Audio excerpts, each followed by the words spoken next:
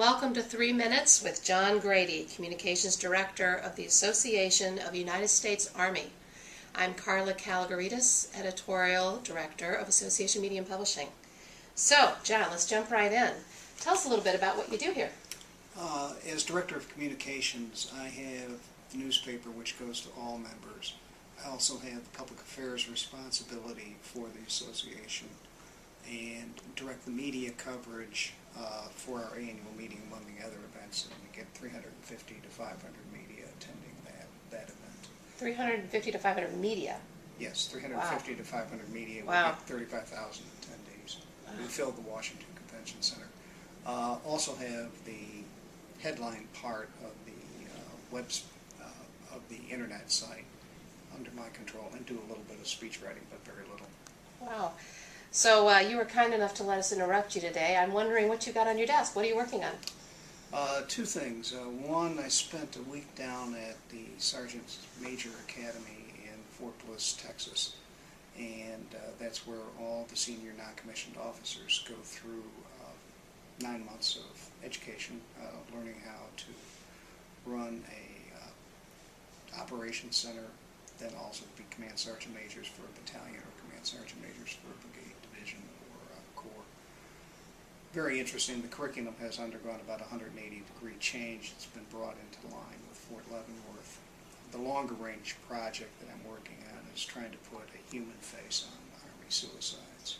Wow. I've been following a soldier, he committed suicide about a year ago, from Fort Hood, and his mother lives in suburban Maryland, and I've interviewed his uncles.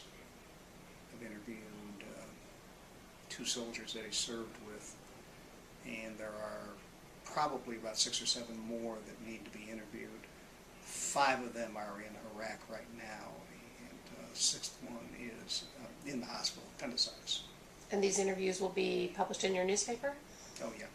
Yeah. Wow. What have you learned so far? I know you're not finished with it. Is there anything that surprised you in your research and interviews? Well, what surprised me the most was if you go back, about the only factor you see in all of the suicides is a broken relationship, but that's not the only thing that's there.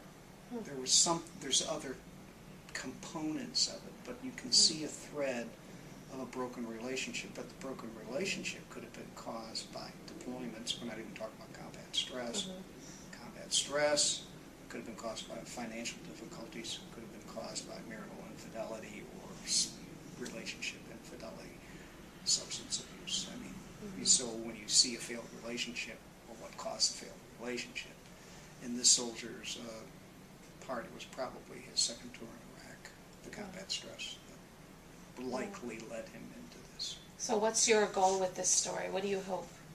Well, just it's a growing problem inside the Army. I mean, there were 149 suicides last year.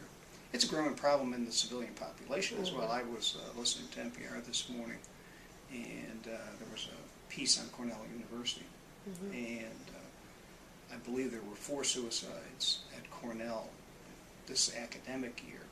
And one of the reasons there's suicides there is you go across gorges. There's bridges across these gorges. And the deeply depressed and obviously impulsive have been committing suicide or attempting it.